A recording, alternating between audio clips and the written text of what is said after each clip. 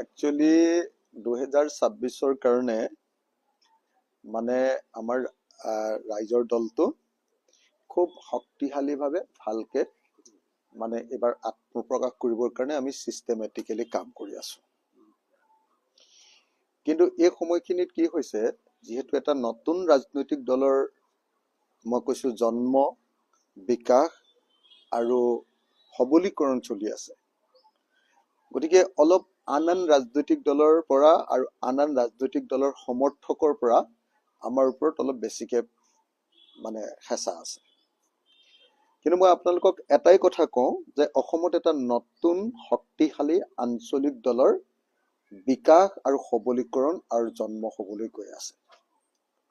2026 চনটো আপোনালোকে সঁচাকে দেখিবলৈ পাব যে এফালেদি উন্মাদ ধৰ্মীয় ৰাষ্ট্ৰীয়তাবাদ বিজেপিৰ, আনফালেদি ট্ৰেডিশ্যনেল ৰাষ্ট্ৰীয়তাবাদী দল কংগ্ৰেছ, এই দুয়োটাৰ প্ৰতি মানুহৰ আগ্ৰহ যি সময়ত কমি আহিছে, সেই সময়ত অসমত এটা নতুন আঞ্চলিক শক্তি, প্ৰগতিশীল আৰু ভিজন থকা আমি অসমত কি কৰিম সেই কথাটো আগতীয়াকৈ কৈ দিছো। আমাৰ 4টা কৰ্মসূচীৰ কথা আগতীয়াকৈ কৈ দিছো। মই প্ৰত্যাহ্বান জনাই ক'ব পাৰো যে বিজেপিও নোৱাৰে যে অসমখন কেনেকৈ আগবঢ়াই নিব এই কথা ক'বলৈ, কংগ্ৰেছেও নোৱাৰে, আনকি বামপন্থী দলবিলাকেও অসমৰ কাৰণে, অসমৰ প্ৰত্যেকজন মানুহৰ কল্যাণৰ কাৰণে কোনো ভিজনাৰী প্ৰগ্ৰেম দেখুৱাব নোৱাৰে। ৰাইজৰ দলে পাৰিব? ৰাইজৰ দলে একদম প্ৰগ্ৰেম 4টা কৈ দিছো মই। এই 4টা প্ৰগ্ৰেম হলেই অসমখন উন্নতিৰ নেক্সট ষ্টেজলৈ যাব। 1 নম্বৰটো হ'ল যে অসমীয়া মানুহক আমি প্ৰফেশ্যনেল কৰি তুলিব লাগিব। বিজেপিয়ে, কংগ্ৰেছে অসমীয়া মানুহক আনৰ ওপৰত নিৰ্ভৰশীল কৰি হিতাধিকাৰী কৰি গঢ়ি তোলে। আমি কৈছো যে অসমীয়া জাতিৰ ফাৰ্ষ্ট কামটো হ'ব লাগে যে প্ৰত্যেকজন অসমীয়াক প্ৰফেশ্যনেল কৰি গঢ়ি তুলিব লাগে। Professional in agriculture, professional in business, professional in every profession. তো এই কামটো কৰিবৰ কাৰণে আমি প্ৰথম এগ্ৰিকালচাৰৰ কথা কৈছো যে আমি অসমৰ এগ্ৰিকালচাৰ ব্যৱস্থাটো বদলাই পেলাম। আমি অসমক এতিয়া ভেকুলীৰ বিয়া পতা ৰাজ্যৰ পৰা অসমৰ প্ৰত্যেকটা পথাৰত পানী দি অসমৰ প্ৰত্যেক বছৰত 3বাৰ খেতি কৰা ৰাজ্যত পৰিণত কৰিম। ৰাউণ্ড দা ইয়াৰ কাল্টিভেশ্যন। অন্য কোনো ৰাজনৈতিক দলৰ এই ভিজনাৰী প্ৰগ্ৰেম আছে যদি মোক দেখুৱাওক, আৰু এই ভিজনাৰী প্ৰগ্ৰেমৰ বাহিৰে অসমক পৰিৱৰ্তন কৰাৰ, প্ৰকৃত অৰ্থত অসমক আগুৱাই নিয়াৰ, ওৱান ষ্টেপ ফৰৱাৰ্ড কৰাৰ কিবা যদি প্ৰজেক্ট কাৰবাৰ আছে মোক দেখুৱাই দিয়ক। নম্বৰ 1, এই চিৰিয়াছ কথাবিলাক পেপাৰত নোলায়, টিভিত নোলায়। এই চিৰিয়াছ কথাবিলাকক লৈ আলোচনা হ'ব লাগে যে ৰাইজৰ দলে কৈছে যে 4টা প্ৰগ্ৰেম কৰি অসম বদলাম। কংগ্ৰেছে দেখুৱাওক। হিমন্ত বিশ্ব শৰ্মাৰ সপোন যেতিয়া এটা মোবাইল ফোন দিয়া এগৰাকী মহিলাক, আমাৰ সপোন হ'ল অসমৰ প্ৰত্যেকজন মানুহক এটা চাকৰি দিয়া। আমি কৈছো যে অসমত আমি প্ৰত্যেকখন গাঁৱত, প্ৰত্যেকখন চাহ বাগিচাত, অসমৰ প্ৰত্যেকটো টাউনৰ বস্তি এলেকাত সৰু সৰু ক্ষুদ্ৰ উদ্যোগ MSME তৈয়াৰ কৰিম, প্ৰতিষ্ঠা কৰিম, আৰু অসমৰ কোনো মানুহে যাতে দৈনিক হাজিৰা কৰি মিস্ত্ৰীৰ লগত যোগালী কৰি ডেকা ল'ৰাবিলাকে, শিক্ষিত ল'ৰা ছোৱালীবিলাকে কটাব নালাগে, বেংগলোৰ বা চেন্নাইত গৈ যাতে তেওঁলোকে চিকিউৰিটি গাৰ্ড কৰিব নালাগে, অসমতে যাতে তেওঁলোকৰ জীৱন নিৰ্বাহৰ উপায় পায় তাৰ ব্যৱস্থা আমি কৰিম। মোক এনেকুৱা এটা ৰাজনৈতিক দলৰ নাম কওক, এনেকুৱা এজন ৰাজনৈতিক নেতাৰ নাম কওক যি এই কথা ক'ব পাৰে তেওঁলোকৰ ইয়াৰ কাৰণে প্লেন আছে। আমি কিতাপ লিখি তাৰ প্লেন বনাই থৈছো। অসমৰ প্ৰত্যেকজন খেতিয়কক আমি তেওঁলোকৰ ফচলৰ উপযুক্ত দাম দিম। হিমন্ত বিশ্ব শৰ্মাৰ নিচিনাকে অকল চাউলৰ কি ধান কিনি নিম এনেকুৱা নহয়, আমি চিষ্টেম কৰি তুলিম। কোনো ব্যৱসায়ীয়ে অসমত খেতিয়কক ঠগি লৈ বস্তু কিনিব নোৱাৰিব। আন কাৰোবাৰ এনেকুৱা ভিজন আছে যদি আপোনালোকে দেখুৱাই দিয়ক। অসমৰ বিজনেছ আজি অসমৰ মানুহৰ হাতত নাই, অনলাইনৰ হাতলৈ গোটেই খুচুৰা ব্যৱসায়টো গুচি গ'ল। অথচ ভাৰতীয় ব্যৱস্থাত কেতিয়াও খুচুৰা ব্যৱসায়, ৰিটেইল চেল কেতিয়াও বিদেশী কোম্পানীৰ হাতত যাব নোৱাৰে। বিজেপিয়ে অনলাইন কৰি ভাৰতবৰ্ষৰ প্ৰত্যেকজন খুচুৰা ব্যৱসায়ীক ধ্বংস কৰি দিলে। আজি মই এই চোলা কিনিছো আমাজনত, এই ফেন কিনিছো মই ফ্লিপকাৰ্টত। অসমৰ বেপাৰীয়ে ক'ৰ পৰা পইচা পাব? দ্বিতীয় বস্তু কিনিছো মই সকলোবিলাক আজিৰ দিনটোত শ্বপিং মল বিলাক ৰিলায়েন্সৰ, টাটাৰ। তেতিয়াহ'লে অসমৰ কোনজন বেপাৰী ইয়াত সুবিধা পাব? অসমৰ অৰ্থনীতি ধ্বংস কৰি পেলাইছে, এওঁলোকে দেশক বিক্ৰী কৰি দিছে। আমি তাৰ বিপৰীতে কৈছো যে ৰাইজৰ দল যিদিনা আহিব, 4 নম্বৰ আমাৰ সপোনটো হ'ল, 4 নম্বৰ আমাৰ পৰিকল্পনা হ'ল যে অসমৰ ব্যৱসায়ী মানুহৰ হাতলৈ আনিম আৰু অসমৰ প্ৰত্যেকজন ব্যৱসায়ীক আমি প্ৰফেচনেল কৰি গঢ়ি তুলিম।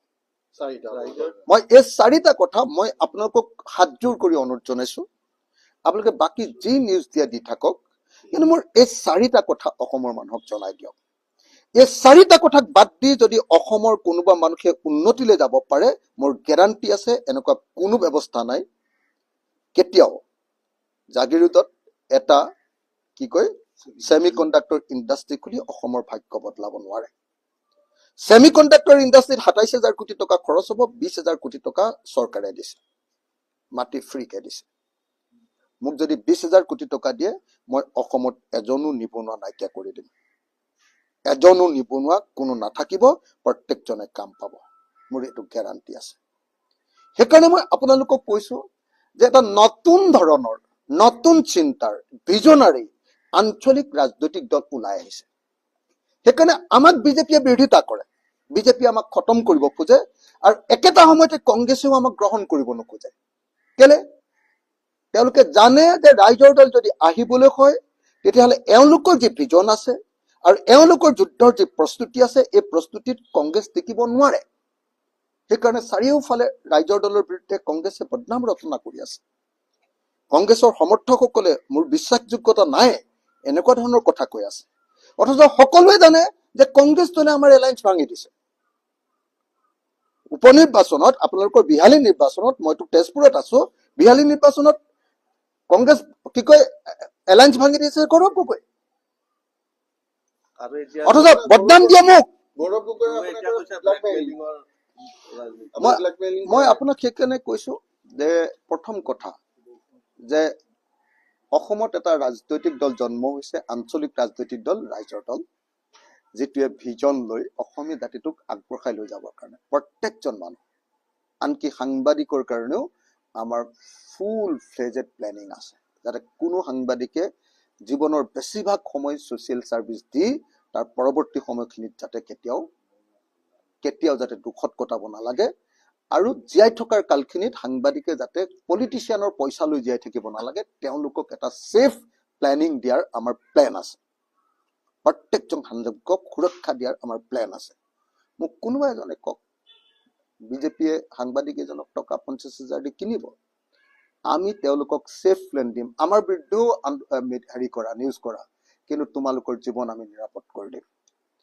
তো এই প্লেনিং লৈ আগবঢ়াই এটা ৰাজনৈতিক দল হ'ল ৰাইজৰ দল। এতিয়া এই ৰাজনৈতিক দলটোৱে আমি কংগ্ৰেছক হয় আমি এটেক কৰিছো। মোক হাজাৰজন মানুহে এতিয়া হোৱাটছএপত মেছেজ দি আছে যে আপুনি আৰু কংগ্ৰেছক গালি নাপাৰিব। কিন্তু কংগ্ৰেছক গালি যদি নাপাৰো, তেতিয়াহ'লে কংগ্ৰেছ দলে জানো সঁচাকে আজিৰ দিনটোত ঐক্যবদ্ধ হৈ বিজেপিক হৰুৱাবৰ কাৰণে আগবাঢ়ি আহিব? আজিৰ দিনটোত কংগ্ৰেছৰ সঁচাকে বিজেপিক খেদিবৰ কাৰণে এটা ইউনাইটেড তেওঁলোকৰ একশ্যন প্লেন আছে নেকি? আজিৰ দিনটোত ৰাইজৰ দলে 3টা বস্তু ঠিক কৰি লৈছো যে 2026 চনৰ নিৰ্বাচনৰ কাৰণে 3টা ষ্ট্ৰেটেজি কৰিম। এক, বিজেপি বিৰোধী প্ৰচাৰ, বিজেপিয়ে কৰা কৰাপশ্যন, বিজেপিয়ে কৰা জনগণ বিৰোধিতা, সেই আটাইবিলাকৰ আমি ব্যাপক প্ৰচাৰ কৰিম, নাম্বাৰ 1। নাম্বাৰ 2, আমি ইউনাইটেড ফ্ৰণ্ট কৰিম, তাত কোনো কম্প্ৰমাইজ নহব, কংগ্ৰেছৰ লগত আমি থাকিমেই। নাম্বাৰ 3, আমি কৈছো যে ভৱিষ্যতে অসম কেনেকৈ বনাম তাৰ আমি 4 তৰপীয়া কাৰ্যসূচী তৈয়াৰ কৰিম। কংগ্ৰেছক এবাৰ সোধক, তেওঁলোকৰ এনেকুৱা স্পষ্ট ভিজন আছে নেকি? যিহেতু ভিজন নাই, তেওঁলোকৰ নিজৰ ভিতৰত কাজিয়া লাগি থাকে, গতিকে সমালোচনা নকৰিলে মই কেনেকে জীয়াই থাকিম? মই যেতিয়া সংখ্যালঘু এলেকা এটাত যেতিয়া সোমাই গৈ ৰাইজৰ দলক এষ্টাব্লিছ কৰিব লাগে, মই কংগ্ৰেছক তেল মাৰিতো নোৱাৰো, কংগ্ৰেছৰ পক্ষত কথা কৈতো নোৱাৰো, মনে মনে বহি থাকিতো মোৰ দলক প্ৰতিষ্ঠা কৰিব নোৱাৰো। আৰু কংগ্ৰেছ দলে যদি ভাবি থাকে যে সংখ্যালঘুটো তেওঁলোকে কিনি থৈছে, তাত বেলেগ কোনো দলৰ এন্ট্ৰি নাই, এইবুলি যদি ভাবি থাকে, তেতিয়াহ'লেতো নহব। তেতিয়াহ'লে তেওঁলোকৰ জমিদাৰী ৰক্ষা কৰিবৰ কাৰণে আমাৰ দলটো জন্ম দিয়া নাই। কংগ্ৰেছৰ জমিদাৰী ৰক্ষা কৰিবৰ কাৰণেতো ৰাইজৰ দল জন্ম দিয়া নাই। ৰাইজৰ দল জন্ম দিছো অসমক নতুনকে গঢ়িবৰ কাৰণে। আৰু অসমক নতুনকে গঢ়িবৰ কাৰণে যদি কংগ্ৰেছ দলে ৰাইজৰ দলক সহযোগিতা নকৰে, তেতিয়াহ'লে কংগ্ৰেছ দলক মাজে মাজে সমালোচনা কৰিম। সমালোচনা কৰিলে কিছুমানে বেয়া পাব। কোনে পাব? প্ৰতিষ্ঠিত ট্ৰেডিশ্যনেল ৰাজনৈতিক শক্তিবিলাকে। কিন্তু যিবিলাকে জানে যে ইয়াত আঞ্চলিক শক্তিৰ বেছি প্ৰয়োজন, জাতীয়তাবাদী দেশপ্ৰেমিক শক্তিৰ বেছি প্ৰয়োজন, অসমক বদলাই দিব পৰা শক্তিৰ বেছি প্ৰয়োজন, সেইবিলাকে সদায় ৰাইজৰ দলৰ প্ৰতি ছাপোৰ্ট ৰাখে। কি ক'ব গৌৰৱ গগৈ আপুনি একদম আজি দিনে তেজপুৰৰ পৰা কি যিহেতু